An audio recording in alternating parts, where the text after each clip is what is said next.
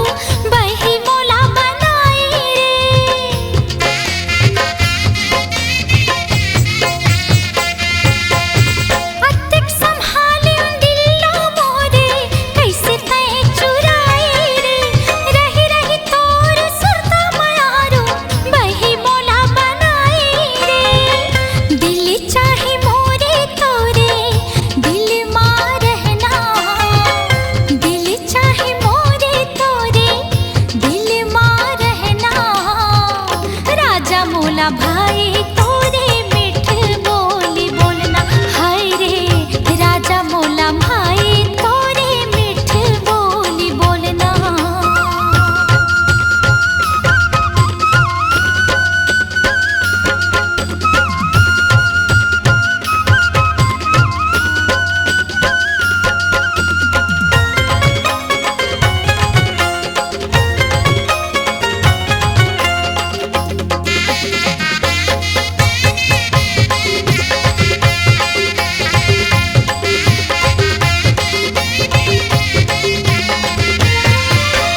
आखी के कजरा तोर बेनी के गजरा, गोरे मोला लुभाए वो। चंदा सन तोर रूप दीवानी, हृदय मोरे समाए वो।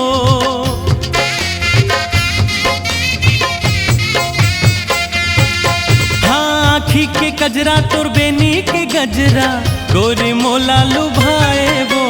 चंदा सन तोर रूप दीवानी, हृदय मोरे समाए वो। निंदिया चुराए मोरे चुराए ते चैना, निंदिया चुराए मोरे चुराए ते चैना।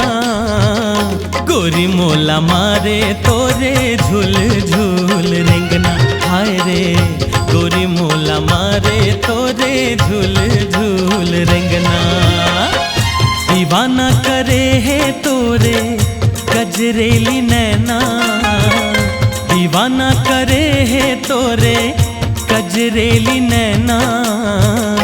गोरी मोला मारे तोरे झूल झूल रेंगना, गोरी मोला मारे तोरे झूल झूल रेंगना।